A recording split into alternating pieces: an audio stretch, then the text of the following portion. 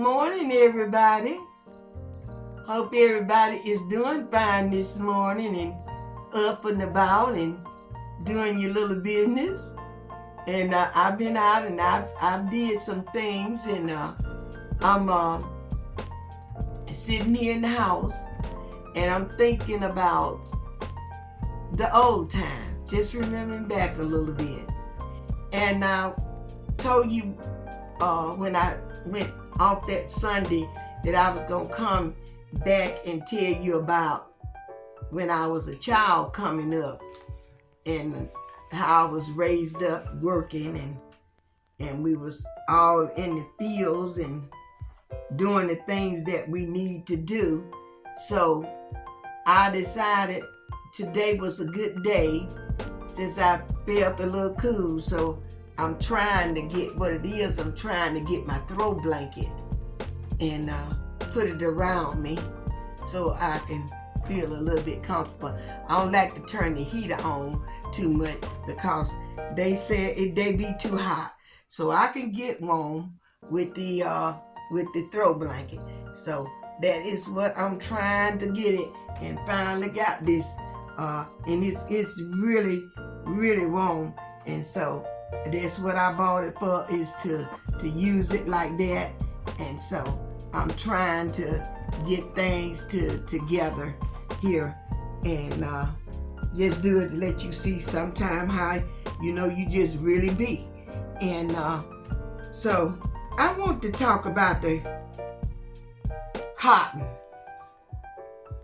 and how that when I was a child coming up, how that we had to work in the fields. And not, like I told you, I started really young because they was training you how to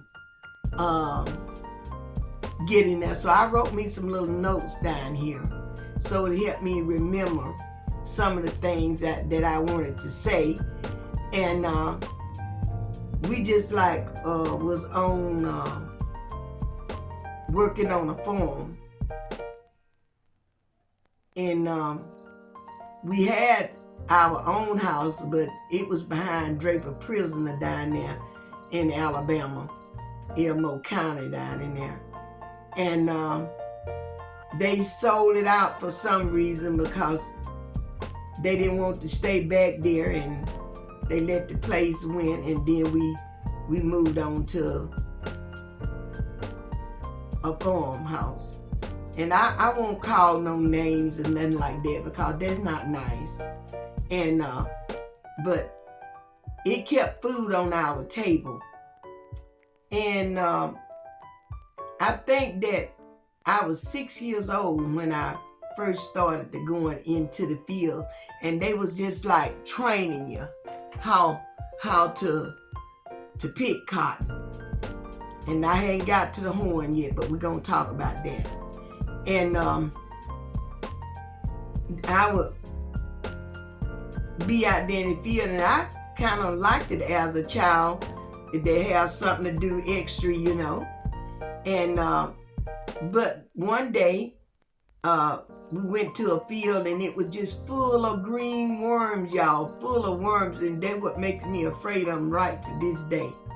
I do not like worms, and I'm just afraid of them. And so they had to come. They come and got me because I hollered the whole time. I just hollered the whole time. But then, after they let me get on over with that and they went to a better field, I had to go back to field. And you had your little sack, and your little sack was just like your strap pocketbook. You know how you got them strap pocketbook? You could put them somewhere for the right hand. So mine was right. So mine will be hanging off this shoulder, come around here, and it be hanging down. And I had a little short one that they had made for the children. And so I would get out there and pick my little cotton and put it in there. And I wish I had a bulb of it so I could show you. And you just reach in there and you pull it out. You reach in, you pull it out. But it tore up your cuticles around there. Oh, you had bad cuticles and around there, and it was so. And but after time went by, you gotten used to it, and it got from under so because it was just like hitting them same things, and you learn how not to just hit them things like that. You just learn how to go into there and pull it out and put it into your sacks. And so you went from there to hoeing after you had learned that skill. The next year, when hoeing time come in, you was out there hoeing I think about around July, because they had planted the cotton back in March or sometime, and it coming up, and it was just like now it's ready to pick out there. Now they got cotton pickers now that does all that. But at that time, you was the cotton picker, and you had them sacks, and then I had a longer sack, and I had a short hoe, and my little hoe was short, and they had everything fixed so that you can learn by that. And so in any case, I went out there and they showed us how to hoe, and the hoe is like chopping. And what it was, you move the grass, get the grass out the way, and then you thin the cotton, because sometimes the cotton was dropped real heavy, more seeds than it really needed there. So you were taught how to leave so many. Sometimes they ask us to leave 2, but then it say 3. So we left the 3 stalks that was together kind of, but not right up on one another. They want you to, like this was the 3 stalks right there, and that like that. They want you to pull that one out right here. They want you to pull it out and leave that one and go over here and get one like that. Like that. They was like 1, 2, 3, but they was kind of like a little part, And so we did that. And you learned how to do that. And so I went on the Google just a while ago, because I had heard, I think it was on Scarlet, or Gone with the Wind. One to tell them she was feeling mighty good, Scarlet was. And she was saying that how she feel like she was in high cotton. And I always wanted to know what high cotton was. So I said, well, this is the perfect time for you to go and learn what high cotton means. And it's never too old to learn something that you want to learn. So I looked it up, and it said cotton high, cotton, or tall cotton originated from the rural farmers community in antebellum. It's a pre-Civil War South, when high cotton meant that the crops were good and the prices were too. The term has generalized to mean one is doing well or is successfully. So it was success, or you were doing well. You were doing really good. And so Scarlett was doing really good. She was successfully into whatever she was doing. When you remember the pictures, the picture on Scarlett, and if I'm not mistaken, that was she had built all these houses over there in Georgia. And that one for real. This from the picture now. Come on, it's from the picture. And so she had houses built, and she really did well on them. They brought her on up the ladder. And then when she divorced Red Butler, that she got so much of money from him.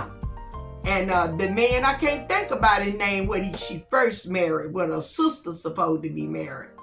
And she got money from him. So she was doing really well. So she was in high cotton. She was successful. She was doing really well. And so I looked up that because I wanted to know about that. And then we also, not only did we pick cotton, y'all, we had to pick peas, butter beans, snap beans, and even we went in and we stayed out of school a whole lot, which we shouldn't have been doing. And we pulled cotton up into this time of the year. I'm talking about right now. We was out of school pulling corn. And also, some people still had fields left with cotton. And we had to stay out. We went to school a week. Sometimes we got a chance to go 2 weeks.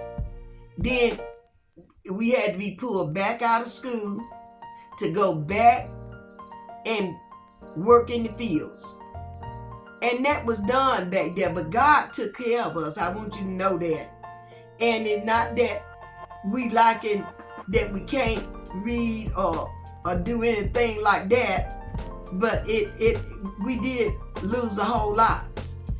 But thank God that we made it through. And we still able to work. We ain't never had to. One thing about my mother, it's just like the old song. We had a song. And for the one that don't know, just go look up Shirley Caesar picture of song about Sean John. You worked out there in that field, but one thing about it, God bless her to never have to look back to see one of her children go to prison. She never seen us lay up in the hospital sick. She never had to face that. If anything happened, it happened after she was gone. But I don't remember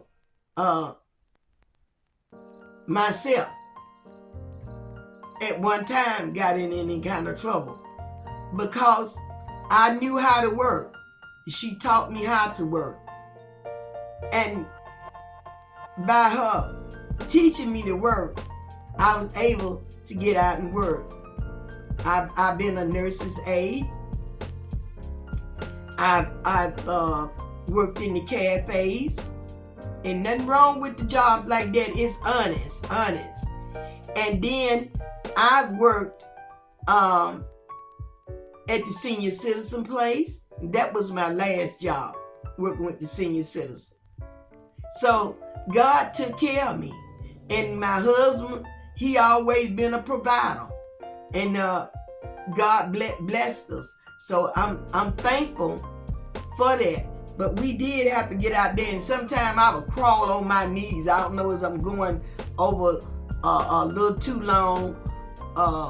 What I'm trying to see how many minutes I got. So any case, I would always. I guess that's why my own knees so bad, cause I would hit them rocks and I would be just going on. That's hurting. Now move that rock out the way. And I keep right on going. And that's the way I picked my butter beans. Because I couldn't pick them leaning over. Because I couldn't do nothing hard. It was too low for me. So I would just get me either a bucket. After I got grown, I would get a bucket. I still worked in the fields then at that time too. Picked a little cotton even after I got married. Not much. But I did pick some. And I still... I picked peas, butter beans, snap beans. We did all that. But I want you to know today that I love you all. And I hope you continue to keep me in prayer. The whole nation. Let's don't forget about to do that which is right in the sight of God. But I love everybody. So I wanted y'all to just know a little something about my history of my life, and then the next time we'll come back and talk about marriage when I first got married, and I'll tell you about that burnt cornbread that I was telling you when I burned up. It made me think about it. It wasn't burnt up, the biscuit wasn't burnt up, but they was a little darker than I was aiming for them to be. So you all continue in love. Remain in love. Don't get out of it. And don't forget, give me a thumb up, subscribe, and hit that bell so that you can know when I'm back. And I'll see you in the next video. Be blessed. Bye-bye. I love you all.